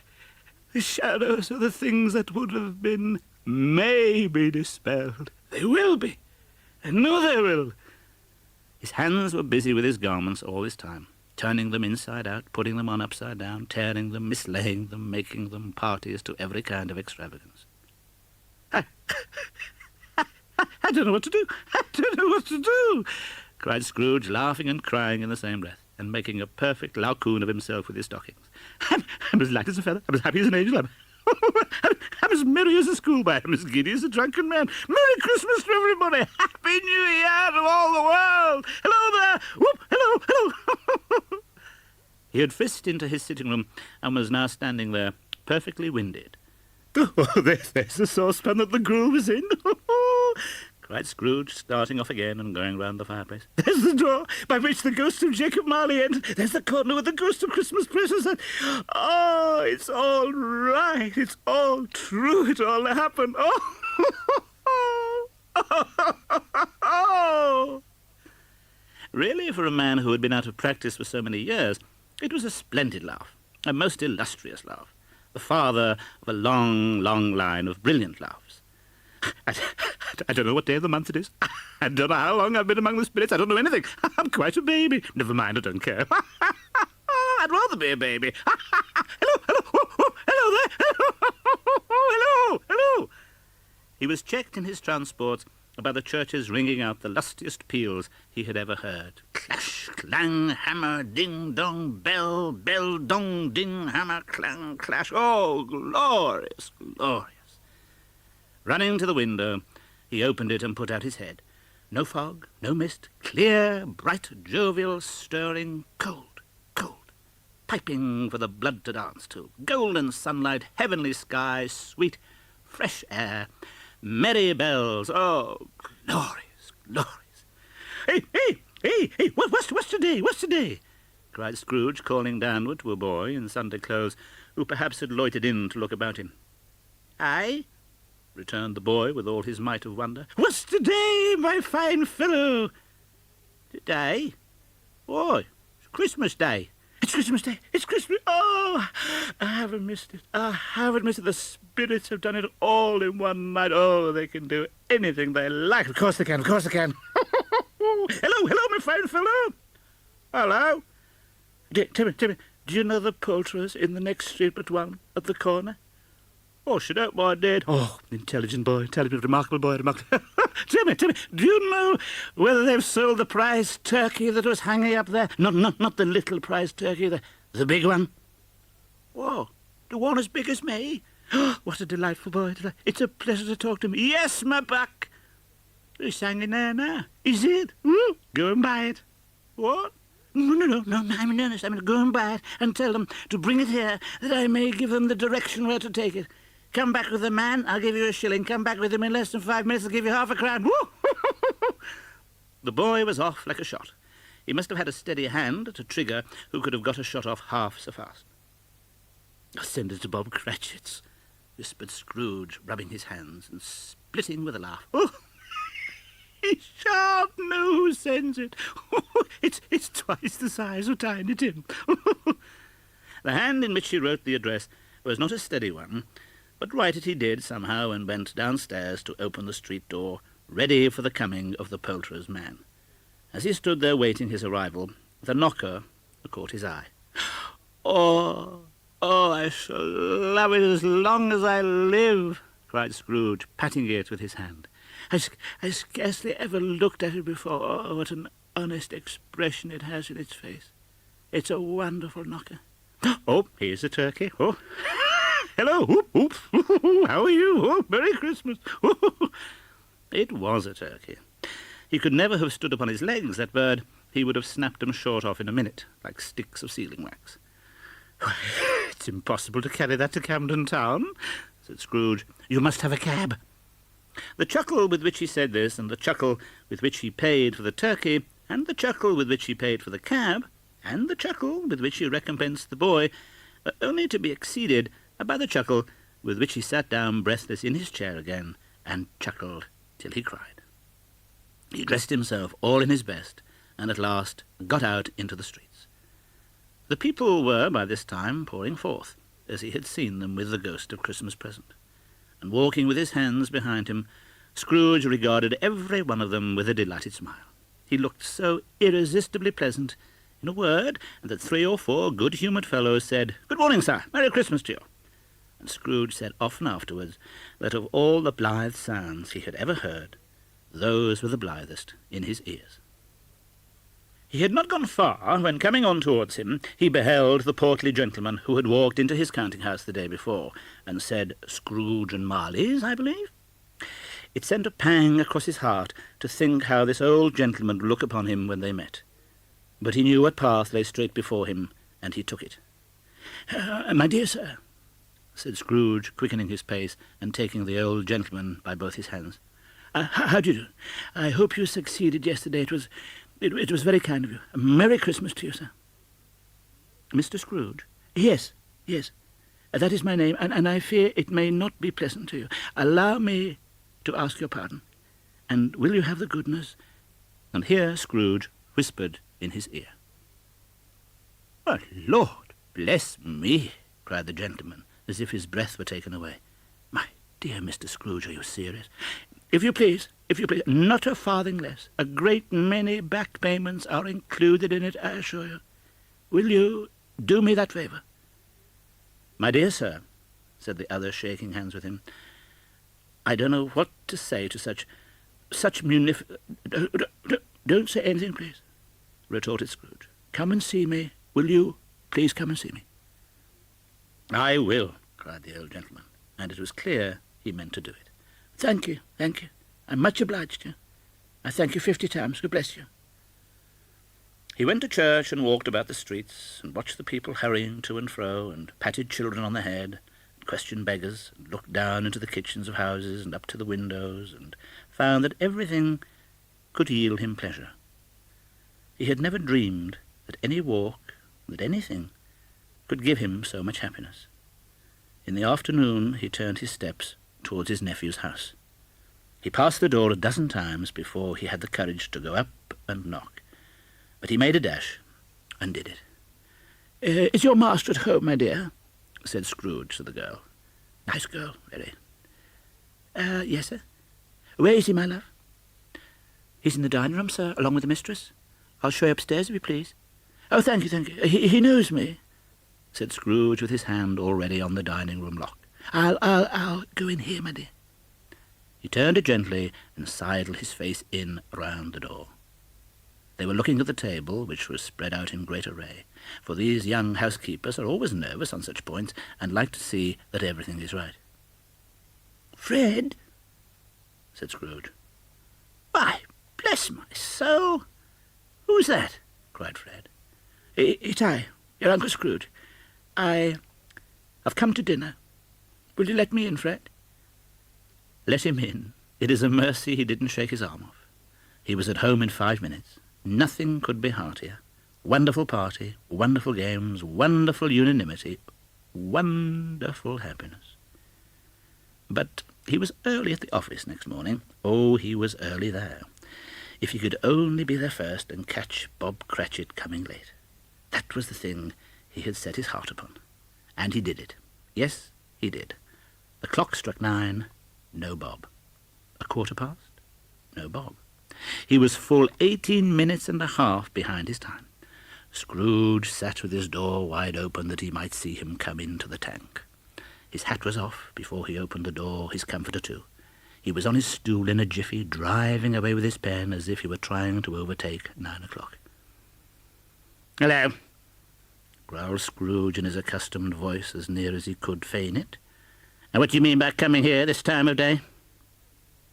I'm very sorry, sir," said Bob. I am behind my time." "You are? I should think you are. Step this way, sir, if you please."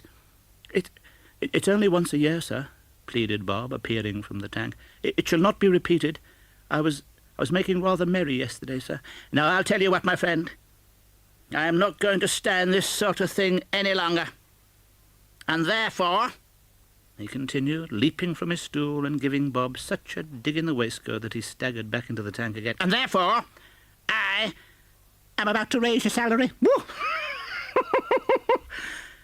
Bob trembled and got a little nearer to the ruler. He had a momentary idea of knocking Scrooge down with it, holding him and calling to the people in the court for help and a straight waistcoat. "A Merry Christmas, Bob! A Merry Christmas!"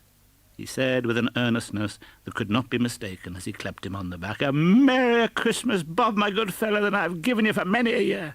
I'll raise your salary and endeavour to assist your struggling family, and we will discuss your affairs this very afternoon over a Christmas bowl of smoking bishop, Bob. Eh? Make up the fires and buy another coal scuttle before you dot another I, Bob Cratchit." Scrooge was better than his word. He did it all, and infinitely more. And to Tiny Tim, who did not die, he was a second father. He became as good a friend, as good a master, and as good a man as the good old city knew, or any other good old city, town, or borough in the good old world. Some people laugh to see the alteration in him, but he let them laugh, and little heeded them. For he was wise enough to know that nothing ever happened on this globe, for good, at which some people did not have their fill of laughter in the outset. And knowing that such as these would be blind anyway, he thought it quite as well that they should wrinkle up their eyes in grins, as have the malady in less attractive forms. His own heart laughed, and that was quite enough for him. He had no further intercourse with spirits, but lived upon the total abstinence principle ever afterwards, and it was always said of him that he knew how to keep Christmas well, if any man alive possessed the knowledge. May that be truly said of us, and all of us. And so, as Tiny Tim observed, God bless us, every one.